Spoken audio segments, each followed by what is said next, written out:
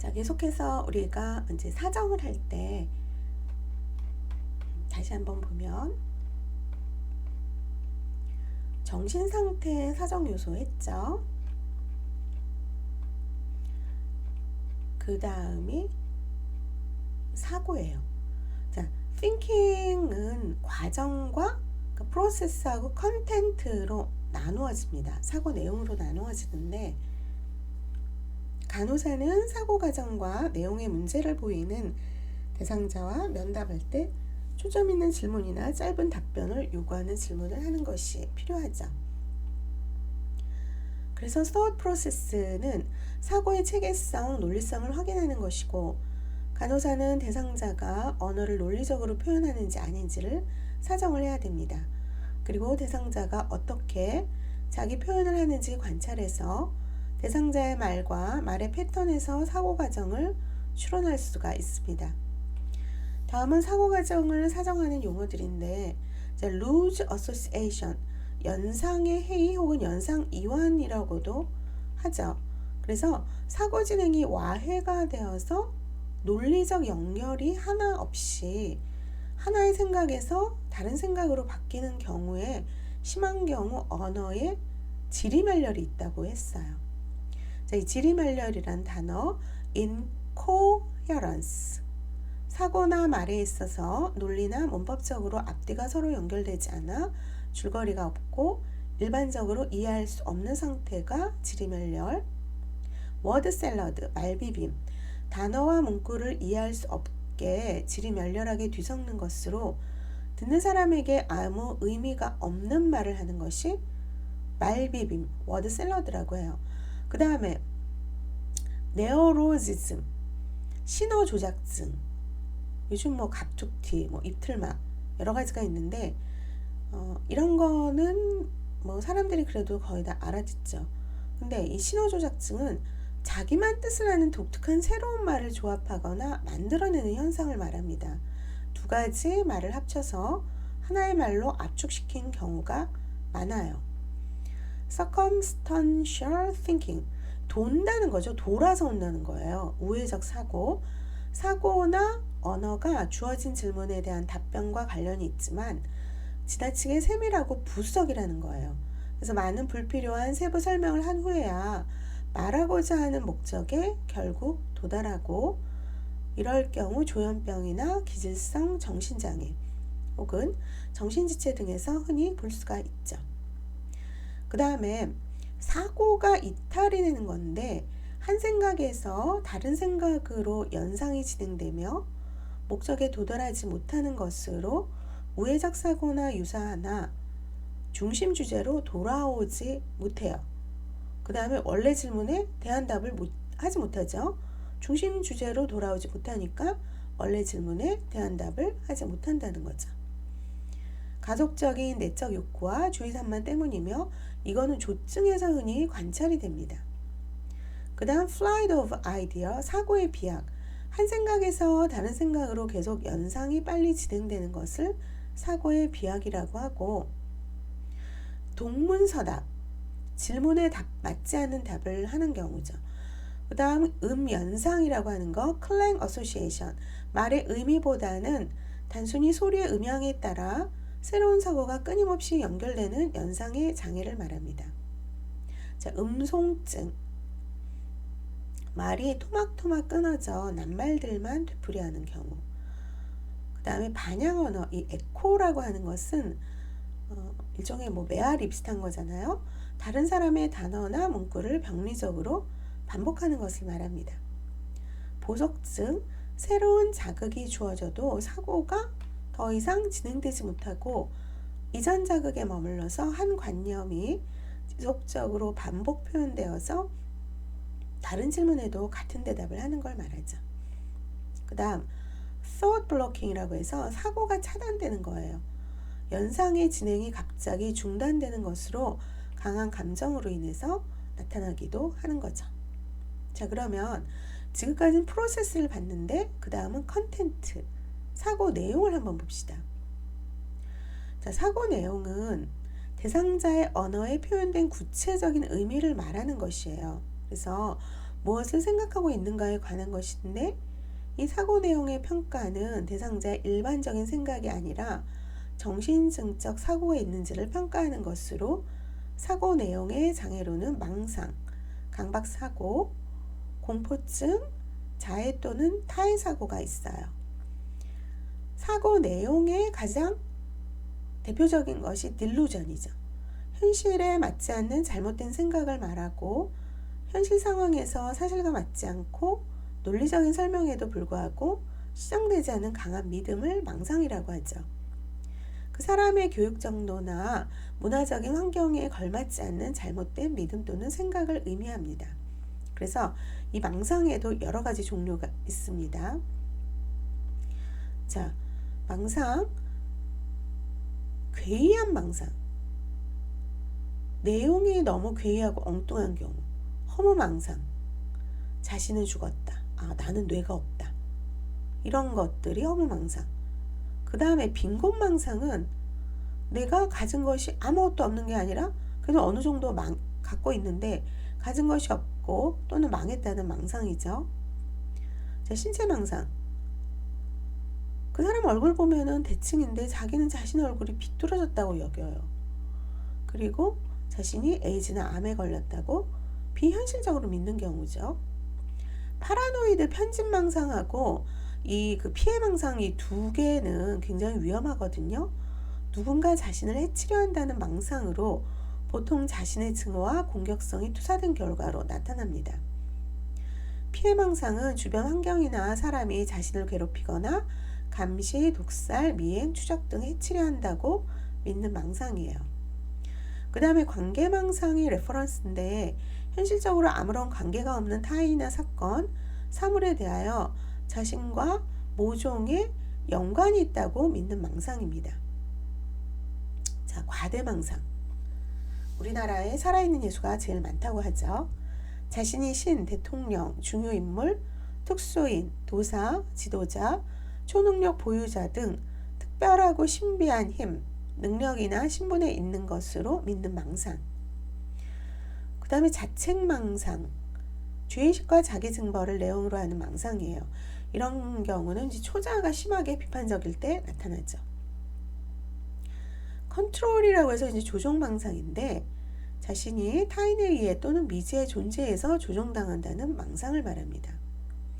infidelity, 부정망상. 사랑하는 사람이나 배우자를 믿지 않고 병리적으로 질투하는 망상. 대표적인 게 뭐가 있을까요? 의부증이나 의처증이 있죠. 그 다음에 색정망상이라고 해서 누군가 자기를 몹시 사랑하고 있다고 믿는 망상이에요. 그 다음에 사고 내용을 사정하는 용어에서 두 번째가 관계사고가 있어요.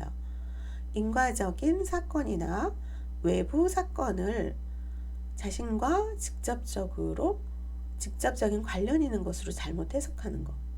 예를 들어서 어떤 뉴스가 나왔는데 이건 나에 대한 일이야. 나한테 얘기하고 있어. 그래서 개인적인 의미가 있는 메시지로 믿는다는 거. 사고의 전파가 thought broadcasting인데 다른 사람이 대상자가 생각하는 것을 듣고 있거나 알고 있다고 여기는 망상을 말합니다. thought insertion, 사고의 투입. 다른 사람이 대상자의 머릿속에 어떤 관념이나 생각을 집어넣는다는 망상을 말하죠. 자, 자살 및 타해에 대한 사정에서 우리가 저번 시간에 자살에 관한 단계별 사정 질문을 했어요.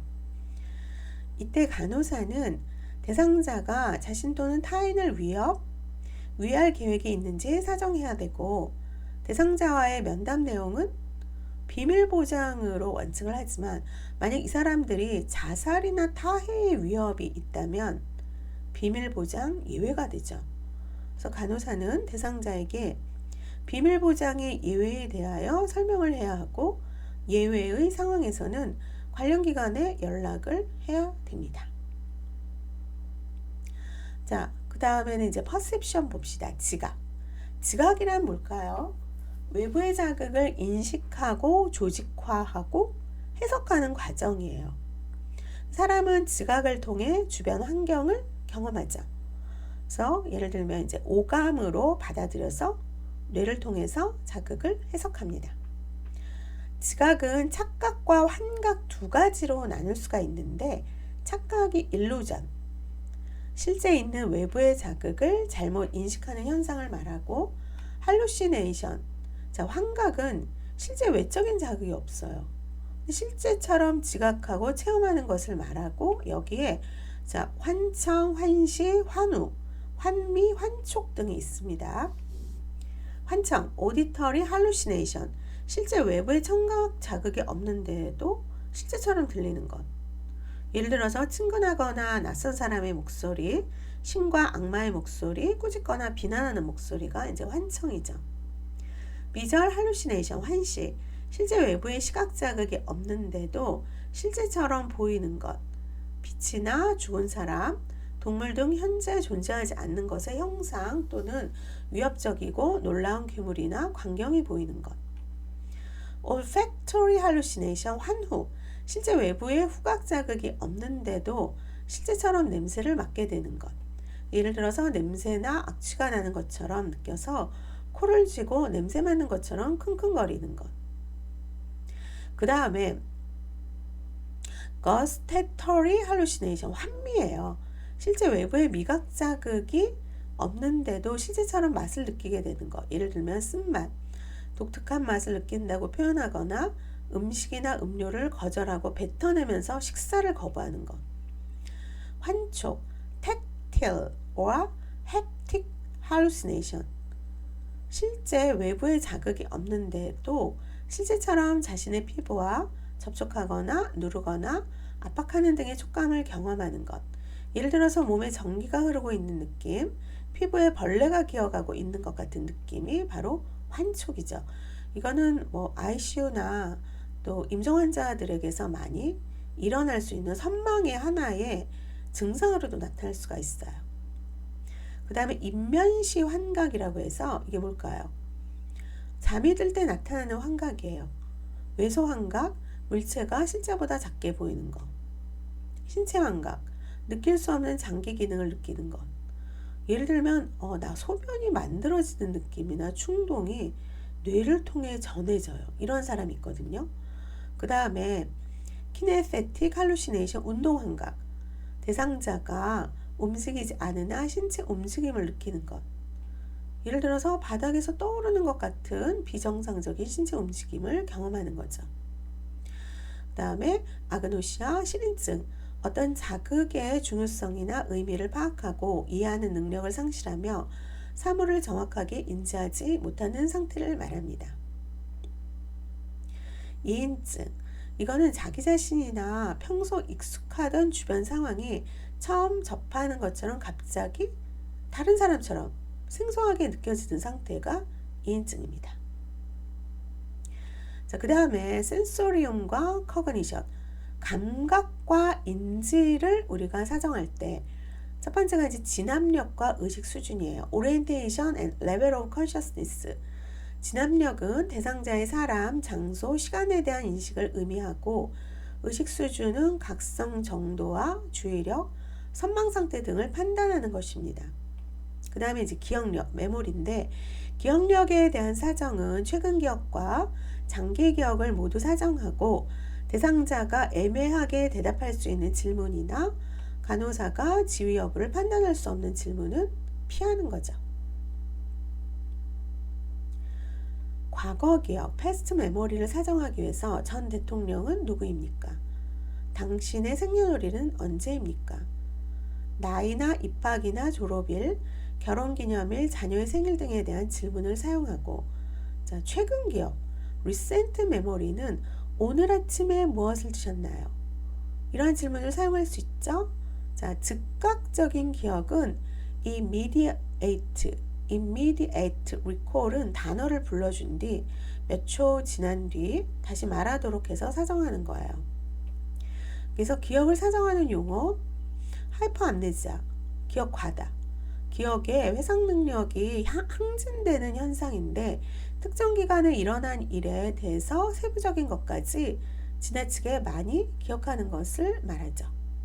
그 다음에 암네시아, 기억상실, 기질적 시민성으로 인해서 부분 또는 전체를 기억할 수 없는 상태로 사고 시점 이후에 특히 최근의 기억을 상실하는 전진성과 안테로그레이드와 사고 시점 이전의 기억을 상실하는 후진성, 리트로그레이드 기억 상실이 있어요. 그 다음에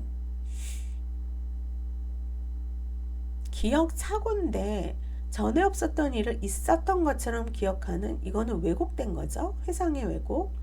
기시감, 데자뷰 혹시 들어보셨나요? 낯선 상황이나 사람이 친숙하게 느껴지는 것. 그 다음에 자마이스뷰, 미시감, 실제 경험한 친숙한 일이 낯설게 느껴지는 것.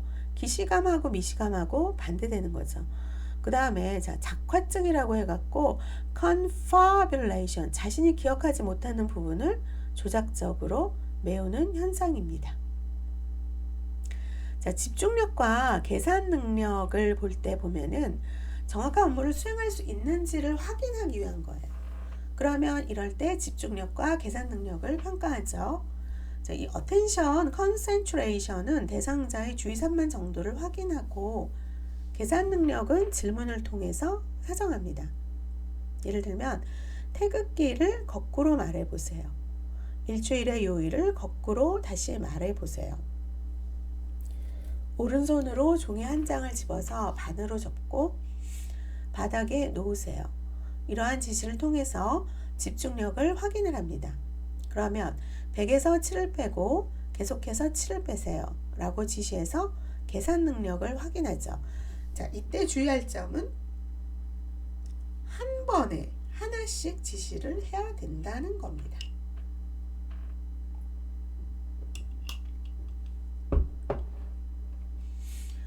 그 다음에 추상적 사고와 지적 능력.